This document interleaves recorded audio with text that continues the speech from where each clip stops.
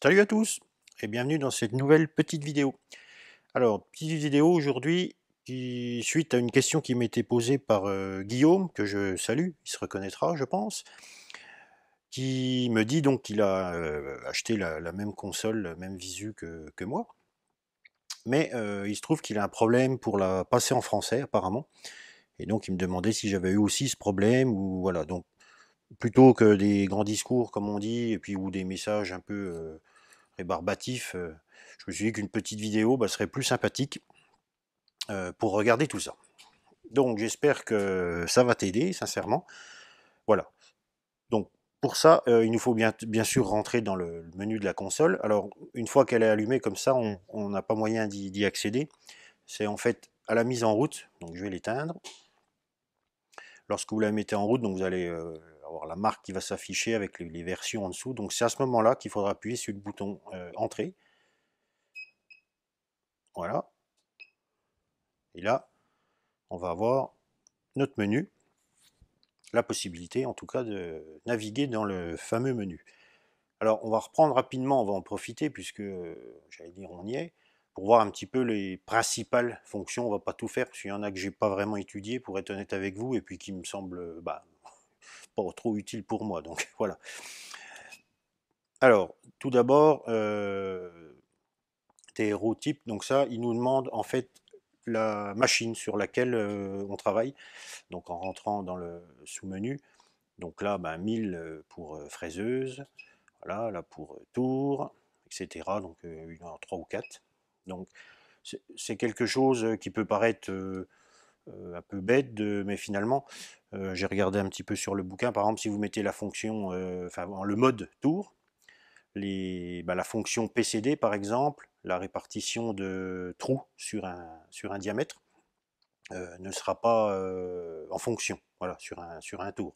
Voilà, il y a plusieurs. En gros, c'est la fonction, fraiseuse, qui a le plus d'options. Voilà. Donc voilà. Donc alors, on valide, on continue. Donc langage. Donc là, on va arriver à ce qui t'intéresse, Guillaume. Donc on rentre, voilà, dans le sous-menu langage, et puis là, on se déplace avec les différentes langues possibles. Vous voyez qu'il y en a quand même quelques-unes.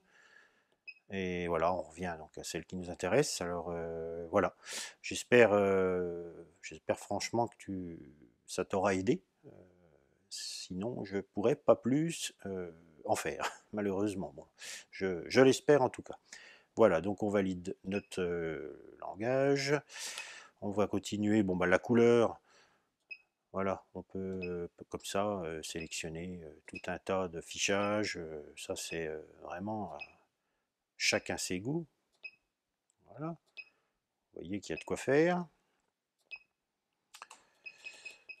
Donc moi je vais revenir. Hop là. Donc on peut aussi, bien sûr, voilà. Il y a le choix.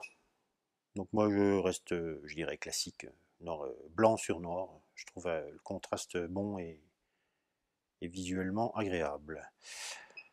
Voilà, on valide. Luminosité, vous aurez compris, hein, c'est pour régler l'intensité de l'affichage.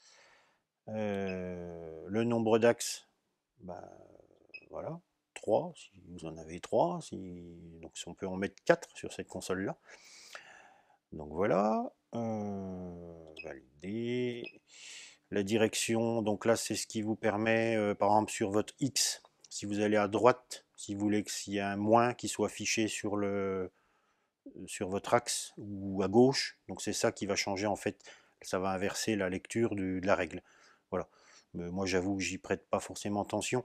C'est quelque chose qui peut quand même s'avérer utile, justement avec cette fameuse fonction PCD, quand on rentre nos angles de départ et de fin. Si on lui dit moins 40 et en fait qu'on va de l'autre côté, ça peut fausser un peu la chose. Voilà, peut-être la seule la petite chose. Voilà. Direction, résolution. Alors là, c'est assez intéressant parce que j'avais eu une remarque, une question de Cyril, que je salue également, voilà, qui se posait la question d'acheter cette console-là, qui est, alors je n'avais même pas vu moi à l'époque, qui serait disponible en résolution 1 micron, puisque celle-ci est de 5 microns. Alors, je pense que c'est peut-être un kit dont il me parlait, puisque on s'aperçoit que si on rentre dans ce menu-là, voilà, donc on a nos 5 microns sur les axes qui seraient disponibles. Il nous demande la sélection d'un axe. Donc on va prendre le X, par hasard, et hop, là ça passe à 1 micron. Alors, on se dit, tiens, c'est formidable, je gagne en précision. Bon, moi ça me paraît quand même tenir le micron sur nos vieilles machines, c'est ce que je lui avais expliqué, ça me paraît un petit peu compliqué. Entre les vibrations, les jeux dans les différents axes, déjà être précis au niveau de la manivelle au micron, bonne chance. Donc voilà. Et bon, par contre, tout ça se règle, mais je pense par contre qu'il faudra justement prendre les règles compatibles au micron. Voilà, moi j'ai vérifié sur les miennes, c'est bien marqué 5 microns. Donc je pense que même si je passe sur un, j'aurai pas de précision au micron. Voilà pour la petite anecdote supplémentaire. Donc voilà, après bon là c'est les choses un peu plus complexes au niveau des compensations alors peut-être là que si on est au micron ça serait intéressant. Voilà.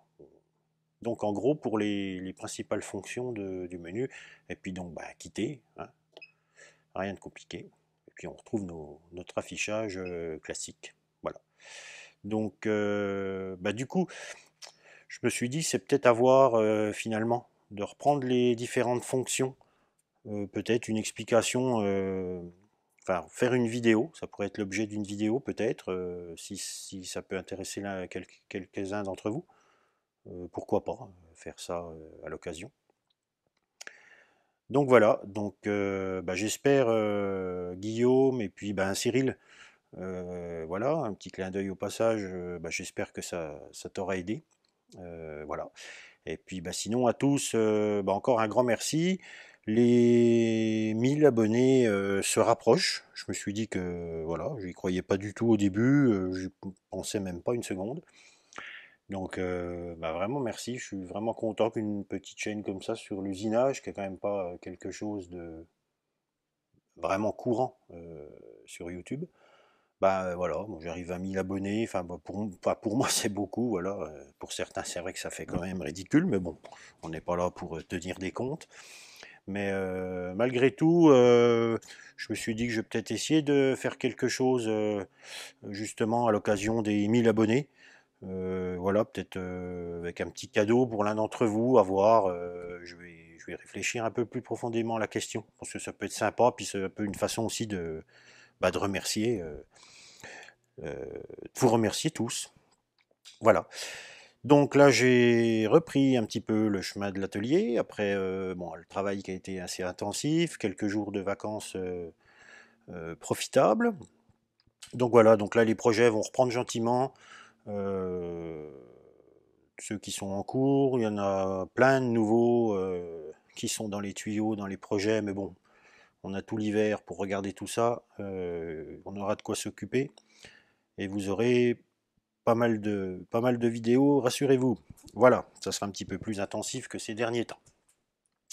Donc je vous dis à tout bientôt, à très vite dans une prochaine vidéo. Un grand merci à tous et au revoir.